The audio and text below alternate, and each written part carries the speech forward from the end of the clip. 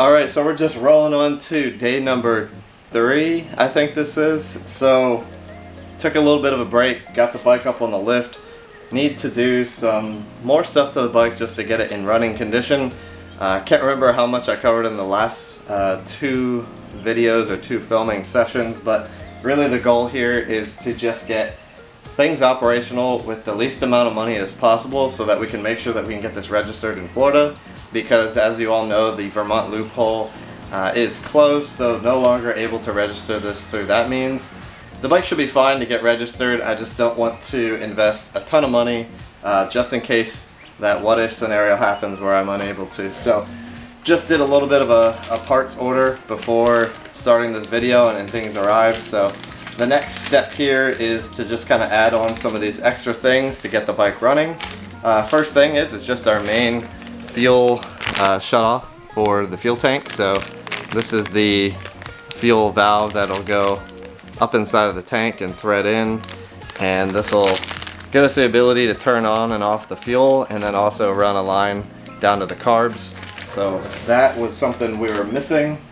Must have been something I didn't notice. Alright, so the next thing is I got a new set of brake and clutch levers. So the main reason is the factory one that's on there needs rebuilt.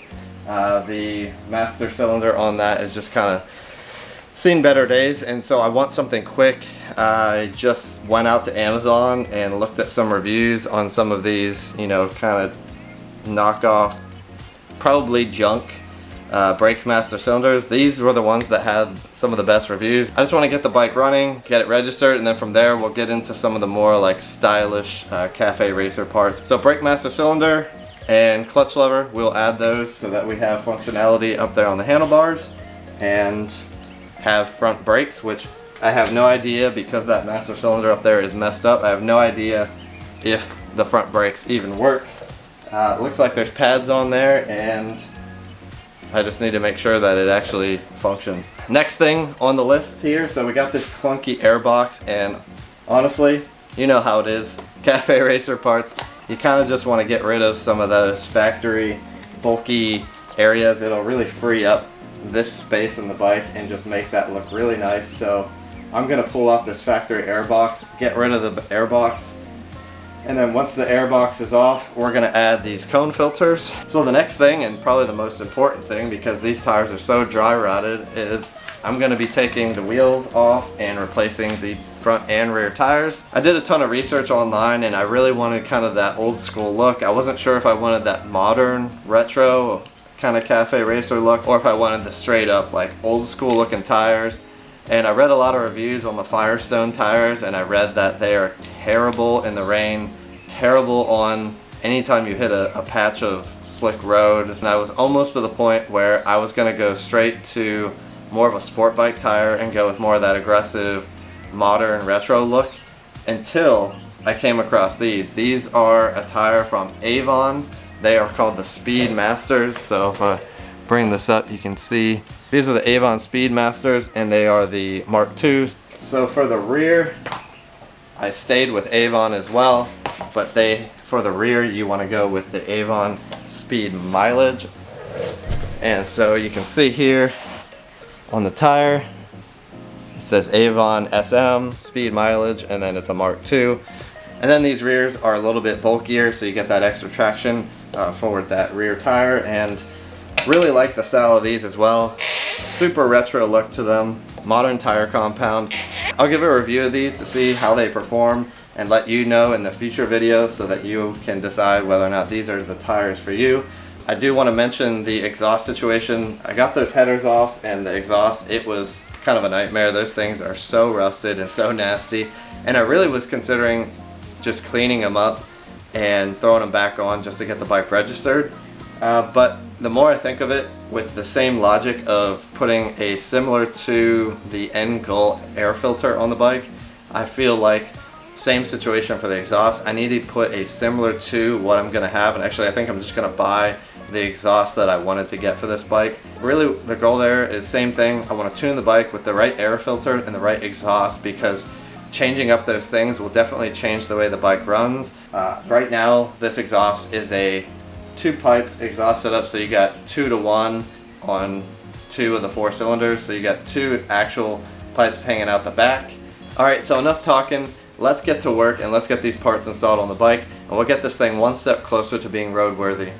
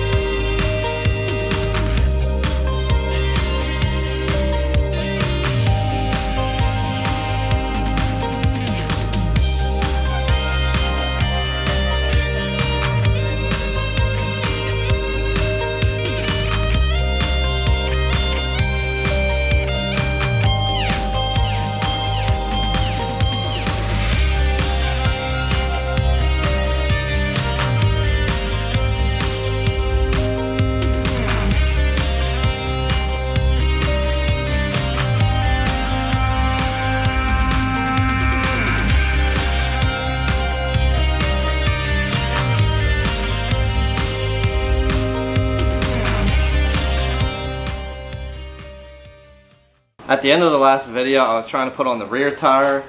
Got the front one on just fine, and I'm excited about that. But I was met with a rude awakening on the rear tire that I ordered the wrong tire size. So I figured at the time, no big deal, I'll go order another tire. I just screwed up somehow and double checked my order to make sure there was no issues there. Order was fine. I did order the wrong wheel size, so I ordered for an 18-inch wheel, and this is a 17-inch wheel.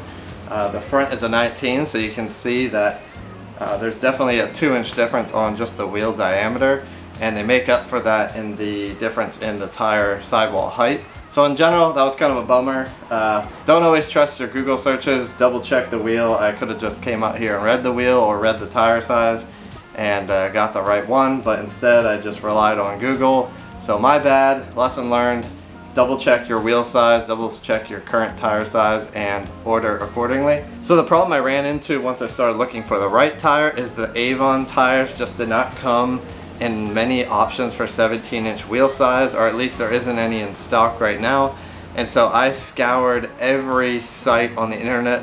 So I kind of had to just go back to square one and figure out, okay, well, if I can't get these, what tire do I get? And as a reminder, I probably won't keep these wheels. I don't really like the 5-spoke mag wheel look, especially for a cafe racer and the style that I'm going for. I want more of a retro look, so I'm just gonna ditch these once I get this thing roadworthy and I can get it registered properly. So I'll ditch these for some spoked wheels. So at the time, I kind of just want something cheap, so I looked around, and it was actually very challenging to find a tire that fit this dimension, but I was able to find some Shinko tires, which it is a love-hate on Shinko as a brand. The Shinko, these are the SR712R tires. I'm actually a really big fan of the way the tire looks.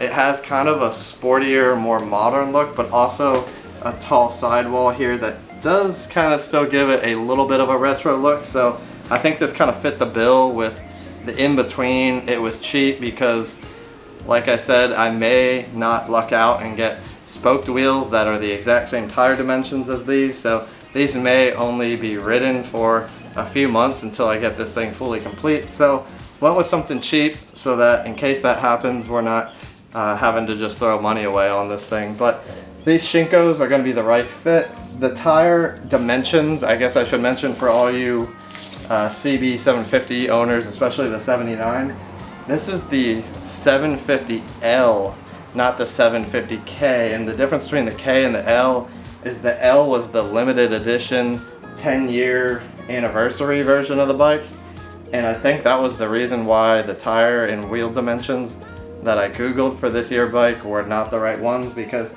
the K had different wheels than the L. So this again is the L, the limited 10-year anniversary, and yes, I know it feels kind of maybe sinful to be turning a 10-year limited edition bike into a cafe racer, but hey, that's where we're at. I'm going to pay some homage to the 10-year anniversary on this thing once it's complete, so hopefully we give it the nice restoration and touch it needs. Otherwise, this thing was gonna sit around and rot in the previous owner's garage. So I do think we're giving the bike the life it deserves. Alright, so enough talking. I like these tires. We'll do a little bit of a test drive with them and see really how they feel. They look like they're going to be way grippier than the retro tire look, so I think this is probably the best choice in general as far as safety and having a nice quality ride. So this is where we're at. Let's get these installed on the wheels and go from there.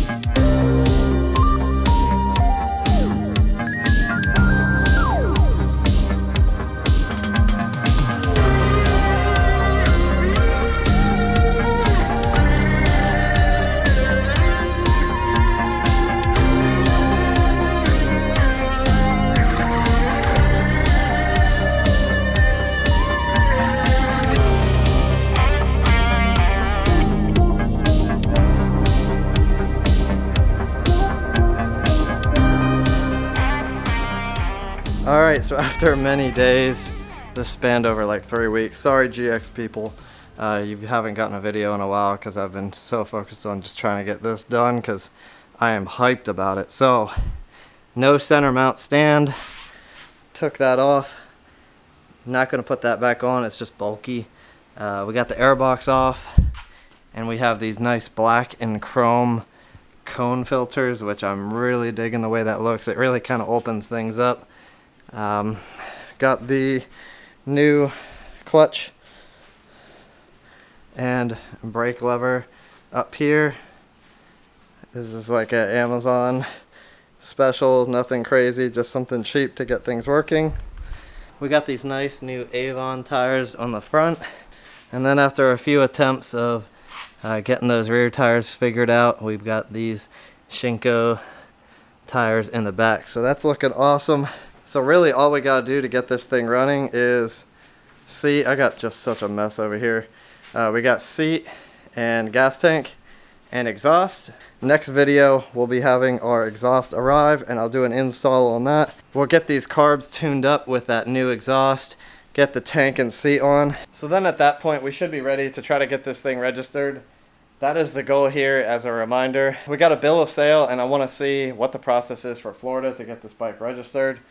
From what I hear, it should be pretty straightforward. I know that Vermont loophole is gone, so I'll document kind of how all that goes, but I wanted to get the bare minimum stuff, other than I did kind of go a little overboard with the exhaust, but I did want to get the bike running and spend minimal money before I do a full complete tear down of the frame and redo everything, because at that point I'll be in it for a lot more money, and I want to make sure that I'm not just spending all this money on a bike that can never be ridden legally on the streets. Alright, well that about does it for today's video. It is so hot out here in Florida. Working in the garage in the Florida heat is absolutely absurd, especially during the summer like this. So I'm going to end things here. If you really like this Cafe Racer content, hit that like button down below. If there's any particular videos you want to see with the Cafe Racer, comment down below. Let me know what kind of content you want to see with regards to this bike. I got a whole bunch of stuff in store if we can get it registered. So leave a comment and let me know what you would like to see on it as well. Otherwise, I got quite the vision in mind already for what I want to do with this bike, and I can't wait to share that with you. Alright, well I'm going to end things here. Thank you all so much for watching, and we'll see you on the next one.